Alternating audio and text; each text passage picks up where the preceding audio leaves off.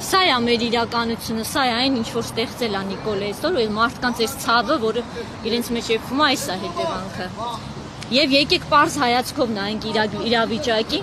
Ցավոք սրտի Նիկոլի դավաճանությունը ինքը վարակիչ դարձավ ու հասավ օղակների, որտեղ որ պիտի չհասներ։ Օրինակ, այդ դավաճանությունը ցավոք սրտի ողբերգական ձևով նաև հասավ մարդկանց, անձանց, ովքեր որ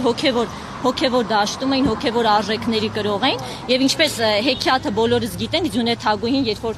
տանում էին ծուռ հայլին, որը նենգափոխում էր իրականությունը, որը փշրվեց այնուհետ եւ տարածվեց բոլորի հայացքներում, ընկան փշուրներ ու մարդիկ կորցրեցին իրականության եւ ճշմարտության ընկալումը, նույն ձևով էլ Նիկոլի դավաճանությունը այդ ծուռ հայլու նման փշրվեց եւ տարածվեց։ Եվ երբ որ դա հասնում է արդեն հոգևոր անձանց, սա արդեն ողբերգություն է, որովհետեւ Նիկոլի պարագայում մենք բոլորս շատ ցավ ապրեցինք, այո, երբ որ տեսանք նրա դավաճանությունը, բայց նա ի սկզբանե էլ արժեքների կրող չէր եւ այս պարագայում, սակայն երբ որ հարցը հասնում է հոգևոր հայրերին,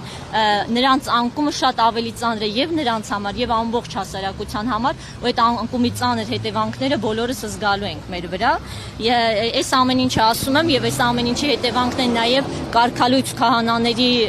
քահանաների կողմից իրականացվող պատարակները, որի իրավունքը նրանք բացարձակապես չունեն։ Սրանից բացի նաև այդ դավաճանության վարակը հասավ խոցելի օղակների, մարդկանց, ովքեր կրթության պակաս ունեին, ովքեր գիտելիքի պակաս ունեին, արժեհամակարգի, մարդիկ, ովքեր չինքնահաստատված էին եւ Նիկոլի կողմից որոշակի պաշտոններ ստանալով հանդերձ, եսի ինչ որ եսապաշտական, եսի շահերից ելնելով ընկան վարակի հողի տակ, եւ այս ամեն ինչի մեջ պարզապես մի ցավալի կետ կա, որի մասին հաճախ եմ մտածում, ինչպես քիչ առաջ նաեւ Սոնյան էլ էր նշում,